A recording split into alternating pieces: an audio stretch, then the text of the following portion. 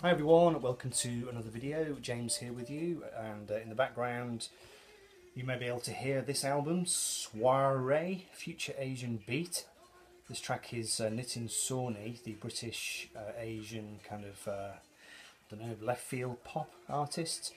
And this is one of the prizes that I won in Martin Parrott's contest, so thank you Martin, very fine album here. It's actually a double album. Lots of tracks, and looking forward to digging deeper into this one. I actually won two things in Martin's contest, the other one being Thing Fish by Frank Zappa. I had to make a video saying why I wanted it, so you can check that out if you want. I have no Zappa in my collection at all. This album apparently is not meant to be one of Frank's greatest works or anything. It's a kind of, sounds like a very strange, involved kind of operetta type thing. It's a real beast. You've got three records in here. You've got a booklet which contains the libretto of the opera, so kind of drama thing with, you know, lyrics and vocals. You have an insert. I haven't listened to this yet. I feel a little bit scared by it. And then those are just the inner sleeves. I've taken the records out and put them in some proper poly sleeves, but each of the three records comes in one of those. So yeah, that is Thing Fish, and I don't know much about it yet, but I am going to get to grips with it, and at some point down the line I'll make a video, and that will be interesting, hopefully.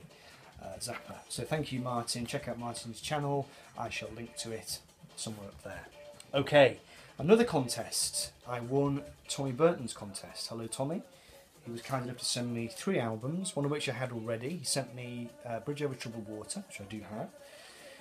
Nice to have a second copy of these things though. He also sent me this, which is the first time I've ever heard this guy, Marshall Crenshaw. Didn't know anything about him. He's a name that has cropped up on the VC lots of times, and I was absolutely delighted to get this. It's a great album, lovely, kind of bright and breezy, clever, slightly left field songwriting, great kind of vibey production. He seems to have a fairly extensive catalogue, so he's an artist that I'm really pleased to have been introduced to. Fantastic, thank you Tommy. And then Tommy also sent me this record, which is brilliant. This is If I Could Only Remember My Name, and it is by David Crosby. Tommy was doing a contest on the Byrds. He had to do a Byrds video. I did one, and my name got drawn out of the hat, so I won the record. Never heard of it before, I didn't know this album, but what an amazing record it is. It's a very kind of drift off with the lights turned down kind of record, but it doesn't really it's not soporific, it's not kind of, you know, there are some albums which will just completely put you to sleep. I mean, there are some albums which are very restful sounding and you can kind of drift away on them, but they're musically so interesting. I mean, the level of musicianship on this record is really something else. So it kind of, it's like an earworm, you know, even though you're drifting off and you're kind of lulled by it, your ears are just listening to the interplay between the musicians. It's just a wonderful record, genuinely is. It's got an amazing cast of people, amazing cast of musicians. You know, you've got Joni Mitchell is on here, Graham Nash, Neil Young, Jack Cassidy, Crosby's on here, David Geffen is on here, Jerry Garcia. Wonderful, and it's got a really lovely textured cover as well. So yeah, I've been getting into the Byrds. I had to make a little contest entry for Tommy, and I had to do a Byrds thing. I bought, I think I bought sort of 4 or 5 Byrds CDs. So I've been vibing into that whole kind of Americana, folk rock, country vibe, and I've got a couple of the Manassas records now. So this is a really nice addition. It kind of expands that horizon again, and helps me to delve deeper into that very rich seam, like I said, of Americana, and this is just a wonderful sounding record. So Tommy, thanks ever so much for sending that, and check out Tommy's channel. He actually has 2 channels. He has a main channel, and then he has a daily channel as well, where he talks about one record every day, and that's good fun as well. So thank you, Tommy, for David Crosby, and If I Could Only Remember the album title. No, my name. Okay, so there we go. Right, so just a couple more things. Flipped Disc does not make videos, but was very determined that he wanted to send me a couple of records, so I sent him my address, and I was very pleased that I did, because he sent me Motown Chartbusters Volume 7. So I'd made a Motown video a while back in which I revealed that I only had Volumes 3 and 4. I have just picked up another one from the last few days, which I'll show at a future date, but it wasn't this one. So this is Motown Chartbusters Volume 7, and it just has, you know, the Supremes, Gladys Knight, Michael Jackson, The Temptations, Stevie Wonder, all the good stuff. So thank you very much, Flip Disc, very kind. And he also sent me this marvellous kind of Stax comp. This contains 3 artists, Albert King, the great guitarist, Little Milton, who is a kind of R&B singer. The other 2, Little Sonny and Freddie Robinson, are actually unknown to me, so that was an interesting thing. And I haven't actually checked this out yet, but of course I will be doing over the summer. And I think Flip Disc had heard me say that I pick up anything that I see on Stax Records. It's one of the, I mean, for me, it's one of the all-time seminal cornerstone record labels, because it was the record label that kind of clued me into American music, really, back in the 90s, when I was starting to kind of branch out, starting to, you know, I'd been really into like 60s stuff, like 60s rock and whatever, the Stones and Dylan and the Beatles and, you know, stuff like that. And I bought a Stax, or it was an Atlantic or a Stax CD kind of best of, and it just shredded my mind. It was just, you know, the musicianship and the sound on those records is just compellingly great. So it was nice. I don't have a great deal of Stax on vinyl. I've got a few Otis Reddings, I've got an Isaac Hayes live album, I've got a few others, but not all that many, so it was good to have another one.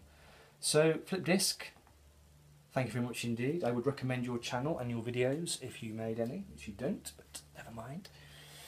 And then, so yes, John Downing. Now, a while ago I posted something on Facebook and I said something like, what's the point of Rod Stewart? And the reason I said that was I've long had this thing about Rod Stewart, you know, and he's not made any good records for years and years, and he's one of these people who, to me, he just pops up every few years doing another album of standards or whatever, and he just, for as long as I can remember, he's always seemed rather redundant and rather, you know, superfluous, extra to requirements, shall we say. So I posted this very facetious thing on Facebook, and John Downing, 6-inch Pianist 319, he kind of took me to task a little bit, and he said, no, there is a great period of Rod, which I did kind of know, but it's just that thing where you sort of get a prejudice about a particular artist and you really don't want to check them out because you just get it into your head, that's not for me, you know. But John was fairly determined. He wanted to send me two Rod albums, so he sent me this one, Never a Dull Moment. And I have seen these records about the place, I've just never picked them up, you know, because I'm not a Rod fan, but it just makes all the difference when somebody chooses to actually send a record to you. It is amazing the difference it makes. You do think, right, okay, fair enough, fair play.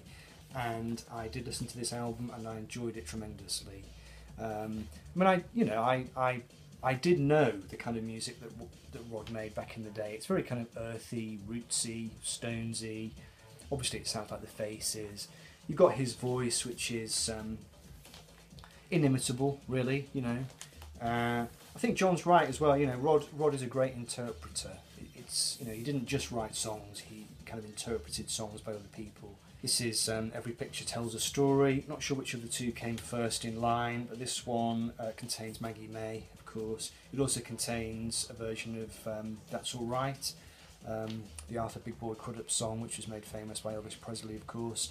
Another really great album. These are two records which you really can just throw them on, you know.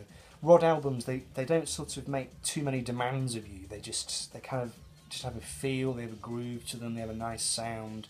They're kind of well played, soulful records that have just, you know, superlative performances, and yeah, it's definitely helped me crack my kind of Rod phobia. I did have a Rod album already, which I hadn't got round to playing, which I picked up for $1.99, and I think this is also one of his other sort of classic ones, but I haven't actually listened to it yet. This is Sing It Again, Rod, and this is the one that's comes in this marvellous cut glass kind of die cut sleeve with some other fetching photos of the Rod. So yeah, all these on Mercury, so this is the next one that I need to listen to.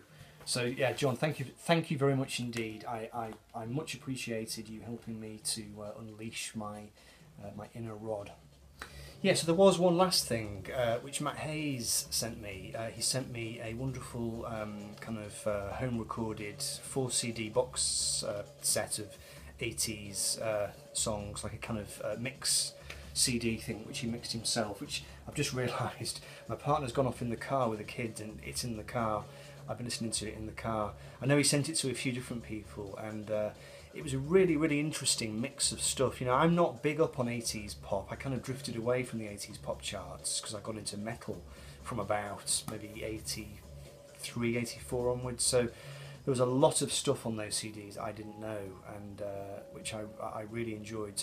So thank you, Matt. I will try and show it in a future video if I can remember. I know that other people have kind of shown it, so hopefully you'll have seen it. But yeah, Matt Hayes, check him out as well. He's doing a lot of videos at the moment, you know, focusing on 80s stuff. He's kind of a real whiz with 80s pop and his 12 inches and stuff.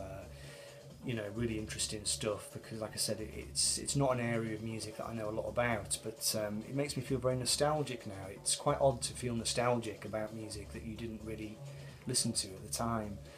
Obviously, I mean, I did listen to some 80s music, but not, you know, not as much as Matt, obviously. So yeah, I'm really sorry I couldn't show that, but it's gone to the coast for the day. So that's it, that'll do for now, and I'm going to take a little break from YouTube for a while. The kids are off school now.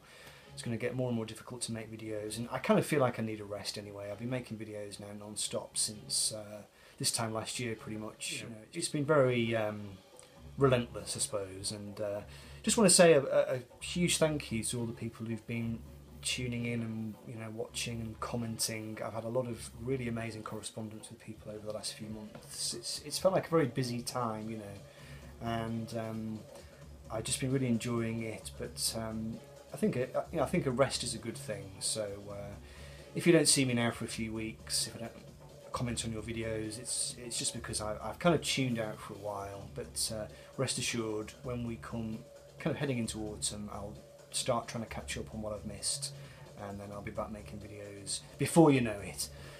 So there you go.